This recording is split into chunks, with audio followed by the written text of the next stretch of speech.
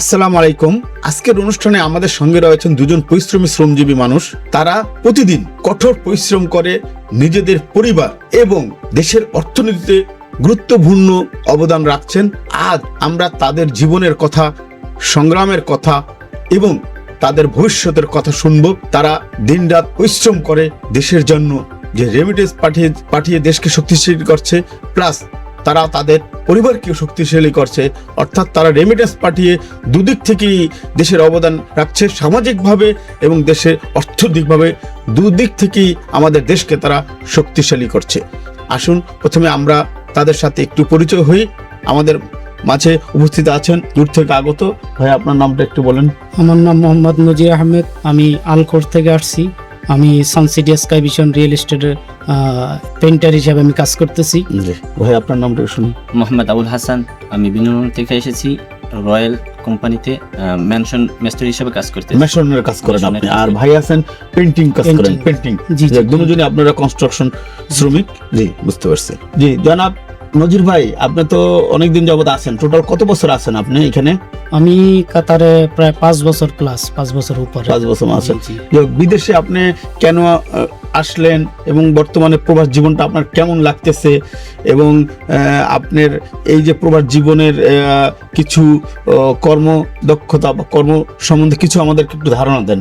কেমন প্রবাস জীবন? প্রবাসে আমার আসা প্রথম উদ্দেশ্য হইলো আমার ফ্যামিলি। আমি যে এখানে ইনকাম করি, এই টাকাটা স্যালারি পাওয়ার পরে আমি দেশে পাঠাই। দেশে পাঠাতে আমার মনে করেন পরিবার চলতেছে, আবার দেশের দেশের উন্নয়ন হইতেছে। আর আমি এখানে যে পরিশ্রম করি, টাইম টু টাইম আমার কোম্পানি স্যালারি দিতেছে। যতই পরিশ্রম করি, আমি যখন সময় মতো স্যালারিটা পাই, তা ওই পরিশ্রমটা আর আমার মনে থাকে না, ওই কষ্টটা আর মনে আসে না যে টাইম মতো স্যালারি পাইছি। অনেক কোম্পানি আছে কাতারে ঠিক মতো স্যালারি দিতে পারে না, আমার company time to time salary দেয়, কাজেরও কোনো সমস্যা হয় না, কাজও ঠিক মতো করতে পারতেছি। তো আপনার কি মোটামুটি কি এই যে আপনি প্রবাস জীবন কি আপনার ভালো লাগতেছে, নাকি দেশে যে কাজ করতেন কোন জিনিসটা মানে আপনার কাছে ভালো লাগতেছে? প্রবাস জীবন খুব আনন্দিত, এখন কাজ করতেছি, অনেক ভালো লাগতেছে। আর এই কাজ করে আমরা দেশের অর্থনীতি চাকা ঘুরাইতে চাই, যাতে আমার পরিবার অর্থনীতি চাকা ঘুরতেছে। হ্যাঁ, কথাটা খুবই সুন্দর একটি কথা বলেছেন নজির ভাই। আর আপনি যে মাস শেষে টাকা পান, বেতনটা পান, যখন দেশে পাঠান, তখন আপনার কিরকম অনুভূতি হয়? আমি যখন মাস শেষ স্যালারিটা পাই, আমার কাছে অনেক আনন্দ লাগে, কারণ অনেক কোম্পানি স্যালারি দেয় না, স্যালারি ঠিক মতো দিতে পারে না। আর আমার company time to time salary দিতে আছে। মাস শেষে স্যালারিটা পাইলে আমার কাছে খুব আনন্দ লাগে, আমি পরিবারের কাছে টাকা পাঠাই, পরিবার যে আনন্দ। প্রবাসে আছেন, এই কোম্পানির মালিক কি বাংলাদেশি না অন্য দেশি? আমার কোম্পানি বাংলাদেশি। আমার বাংলাদেশি মালিক কি আপনাকে মানে ঠিক মতো বেতনটা দিতে, প্রতি মাসে ঠিক মতো দেয় বেতনটা, আপনি পান বেতনটা এবং দেশে টাকা পাঠাতে পারেন? জি জি, আমার কোম্পানি বাংলাদেশি, আমার টাইম টু টাইম স্যালারি দেয়। স্যালারি দেওয়ার পরে আমি টাকা বাংলাদেশে পাঠাই। অর্থাৎ যে যখন আপনি টাকাটা দেশে পাঠান, আপনার পরিবার পায়, তখন আপনার এই যে পরিশ্রম, এই পরিশ্রমটা খুবই সার্থক হয়ে যায়। জি জি, আমি যখন বেতনটা পাই, আমার এই পরিশ্রমটা আর মনে থাকে না। অর্থাৎ আপনার যে কষ্ট করতেছেন, তখন আপনার মনের ভিতরে একটা শান্তি, না আমি দেশের পরিবারকেও সুখী রাখতেছি, প্লাস আমার দেশকে উন্নত করতে। অর্থাৎ দুই দিক থেকে আপনি বাংলাদেশকে উপকার, একটা সামাজিকভাবে আর একটা অর্থনৈতিকভাবে। জি জি জি, তাহলে আপনার প্রবাস জীবন মোটামুটি আপনার ভালো আছেন, এবং প্রবাস জীবন কষ্টের হইলেও এখানে আপনি একটা ভালো আর্ন করতে পারতেছেন, আপনার নিজেকে আপনার কাছে সুখী লাগতেছে। জি আলহামদুলিল্লাহ, বর্তমান পরিস্থিতি হিসাবে আমি প্রবাস জীবনে আমার কোম্পানিতে আমি এখন অনেক ভালো আছি। অনেক কাজকর্ম ঠিক মতো আছে, অনেক কোম্পানিতে কাজ নাই। আর এই পরিবেশে আমার কোম্পানিতে সুন্দর মতো কাজও আছে, সুন্দর টাইম টু টাইম স্যালারিও পাইতে আছি। স্যালারি পাওয়ার পরে আমি টাকা আমার ফ্যামিলিকে পাঠাই, ফ্যামিলি অনেক আনন্দিত। যে আপনি তাহলে মোটামুটি নিয়মিত কাজকর্ম করতেছেন এবং কাজের মাধ্যমে আছেন। জি জি আছেন। ধন্যবাদ নজির ভাইকে, অনেক সুন্দর কথা বলছে নজির ভাই। কিন্তু একটা কথা মানে তার কথা থেকে স্পষ্ট উঠে এসেছে যে প্রবাস জীবনে সে যতই কষ্ট করতেছে না কেন, সে যে মাস শেষে টাকাটা পাঠাতে পারতেছে তার পরিবারের জন্য, তখন তার খুব আনন্দিত লাগতেছে। তার মনের ভিতরে সে যত কষ্টই করতেছে না প্রবাসে, কিন্তু যখন পরিবার তার হাতে টাকাটা মাস শেষে পেয়ে যাচ্ছে, এখানে সে অনেক সুখের একটা অনুভূতির ছোঁয়া পেতেছে। তাই প্রবাস জীবন যতই কষ্টের হোক না কেন, নিয়মিত সে ইনকাম করে দেশে যখন টাকাটা পাঠাচ্ছে, তার পরিবার বিভিন্নভাবে সুখী আছে, তার এখানেও অনেক অনেক তার আনন্দ হয় তার মনের ভিতরে। ধন্যবাদ নজির ভাইকে। জনাব আবুল হাসান ভাই, আপনার প্রবাস জীবন এবং দৈনন্দিন কার্যক্রম সম্পর্কে একটু জানান, আমরা একটু আপনার কাছ থেকে জানতে চাই সবকিছু। আসসালামু আলাইকুম, আমার নাম মোহাম্মদ আবুল হাসান, আমি রয়্যাল কনস্ট্রাকশন কোম্পানিতে কাজ করতেছি। সকাল 8টা থেকে কাজে যাই, অনেক পরিশ্রম করি, বাড়ি বহন কাজ করি।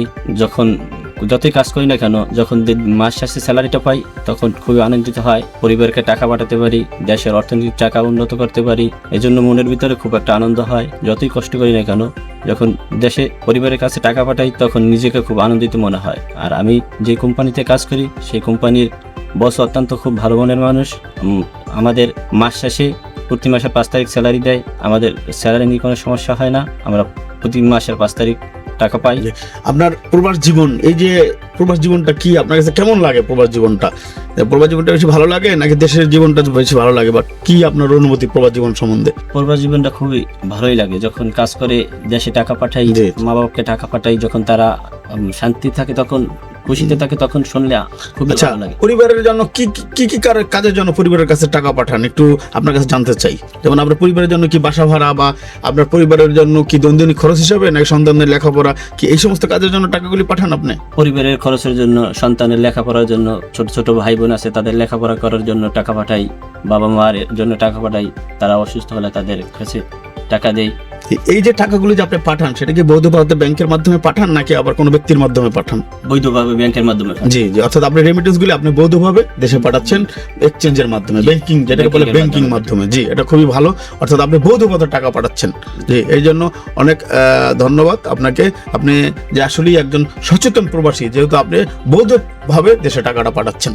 নজির ভাই, আপনার কাছে জানতে চাই যে আপনার এই যে প্রবাস জীবনের মধ্যে আপনার কোন একটি স্মরণীয় কিছু ঘটনা বা একটা স্মরণীয় কিছু বলেন আমাদেরকে। আমার স্মরণীয়, আমি যখন কাজ করতেছি, কাজ করার সময় আমি হঠাৎ করে একবার অ্যাক্সিডেন্ট হয়েছি। জি। অ্যাক্সিডেন্ট হওয়ার পরে আমার কাজের company- ভিতরে অ্যাক্সিডেন্ট জি হয়েছে? জি, জি তখন আমার কোম্পানি সাথে সাথে অ্যাম্বুলেন্স কল করে, অ্যাম্বুলেন্স আসে, এখান থেকে হসপিটালে নিয়ে যায়। জি। এখানকার হসপিটালও অনেক উন্নত, আমাদের সুন্দর মতো, আমি একজন দিনমজুর, আমার অনেক সুন্দর মতো চিকিৎসা করছে। জি, মানে এটা আমার আপনি দিনে- অত্যন্ত সাথে সাথে খুব দ্রুত চিকিৎসা পাইছেন শুধু- এবং খুব চিকিৎসা- উন্নত চিকিৎসা পাইছেন। জি, উন্নত এই জন্য চিকিৎসা। আপনার কাছে খুব স্মরণীয় যে জি, মানে এই আপনি জিনিসটা একটা আমার স্মরণীয়। সাধারণ দিনমজুর, কিন্তু আপনাকে খুব হসপিটাল খুব সম্মান দিয়ে ট্রিটমেন্ট করেছে জি, জি, নাকি? জি। এই জন্য আপনি এই জিনিসটা খুব আপনার কাছে আবেগের ভিতরে লাগছে জি, যে জি। আসলে আমি একজন মজুর, কিন্তু আমাকে খুব সাধারণ। কতদিন ছিলেন আপনি হসপিটালে?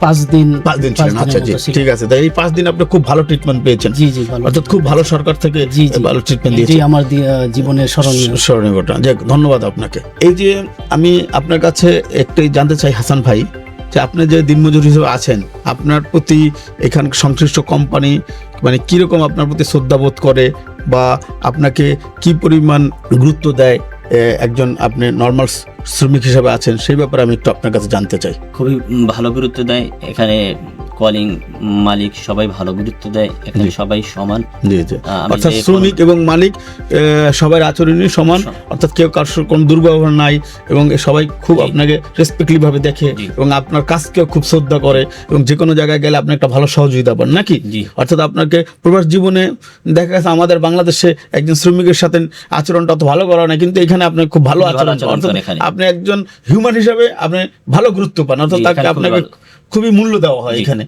তো এই জন্য আপনার প্রবাস জীবনটা আরো বেশি ভালো লাগে। জি, ভালো। কথাটা তো এটাই। জি। জি, ধন্যবাদ আপনাকে।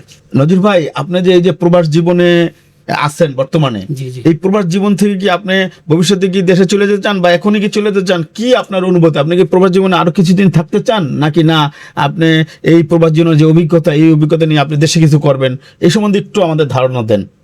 আমি এখনই যাইতে চাইতেছি না, আমি আরো কিছুদিন কাতারে জি, জি। থাকতে চাইতেছি। যার এখানে যে কাজ করতেছি, এই অভিজ্ঞতাটা নিয়ে আমি দেশেও একটা কিছু করতে চাই, যেমন ব্যবসা বাণিজ্য আছে, বা আমি পেইন্টারে কাজ করি, এই পেইন্টারের দেশেও যে আমি যে আপনি বর্তমানে পেইন্টারের কাজ করতেছেন, জি, জি। এই কাজের উপরে দেশে কি আপনি ভবিষ্যতে কিছু করবেন? জি, জি, আমি অর্থাৎ- ভবিষ্যতে কিছু অর্থাৎ করতে আপনি চাই। যে অভিজ্ঞতা অর্জন করছেন, জি। এই অভিজ্ঞতা নিয়ে দেশে কিছু করবেন, জি, জি। এবং এখান থেকে কি মোটামুটি আপনি অনেক অনেক অভিজ্ঞতা অর্জন করতে পেরেছেন? জি, আলহামদুলিল্লাহ, মোটামুটি যে অর্জন করছি এটা দিয়ে আমি দেশে যে একটা কিছু করতে পারবো। জি জি জি, দর্শক, অর্থাৎ নজির ভাই যে কথাগুলি আমাদের কাছে বললেন, যে সে এখান থেকে অত্যন্ত পরিমাণে অভিজ্ঞতা অর্জন করেছে বিদেশে এসে, প্রবাসে, অর্থাৎ প্রবাস জীবনে সে দেশে যেভাবে অর্থ পাঠাইতেছে, তার পাশাপাশি সে এখান থেকে প্রচুর পরিমাণে অভিজ্ঞতা অর্জন করেছে। সেই অভিজ্ঞতা উনি দেশে গিয়ে কাজে লাগাবে, এবং ভবিষ্যৎ উনি নাকি বর্তমানে এখানে পেইন্টার কাজ করেন, সেই পেইন্টারের উপর অনেক রকমের পেন্টিং অভিজ্ঞতা নিয়েছেন। সেই অভিজ্ঞতা উনি দেশে